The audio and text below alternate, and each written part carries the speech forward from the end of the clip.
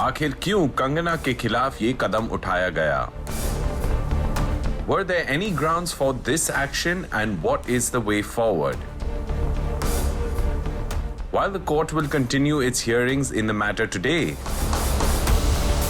Zoom had an exclusive interaction with the man battling the BMC, Kangana's lawyer, Rizwan Siddiqui. Mr. Siddiqui answered the questions on everyone's mind while shedding light on the critical facts of the case and giving us an exclusive insight into the events that led up to the demolition attempt. In the morning, when they reached the premises of my client, with about 50-70 people from municipal department and from the police force, which were later joined by more people. I think there were about 100 people with bulldozers and with all sorts of latest equipment to bring down the structure of my client, with ulterior motives and malefied intentions, was already ready. And at that time, they serve a reply to my client by pasting it on the wall that the reply given by me has been rejected. So that means at 10:35 yesterday, they tell my client, that the response given by me on behalf of my client has been rejected.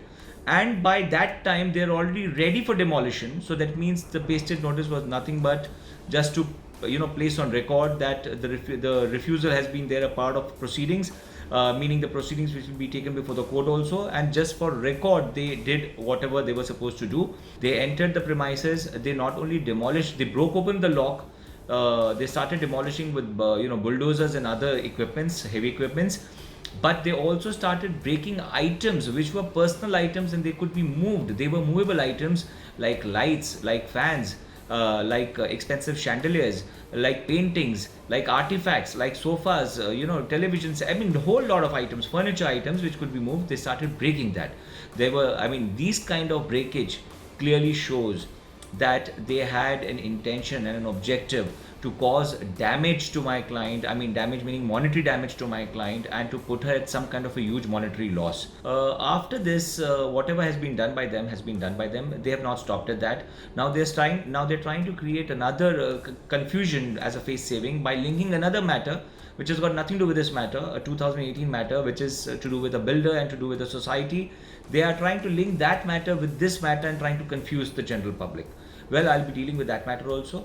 I'll be filing some additional documents. I'll be also filing cases for criminal intimidation, threat, trespass and other things. I will not stop at this. I'll be also claiming damages, the huge damage that they have caused to my client by their willful acts of omissions, negligence, and of course coupled with ulterior motives and malefied intentions, which were clearly seen in their acts of yesterday and day before yesterday. In the continuous 3-4 days that they've been behaving.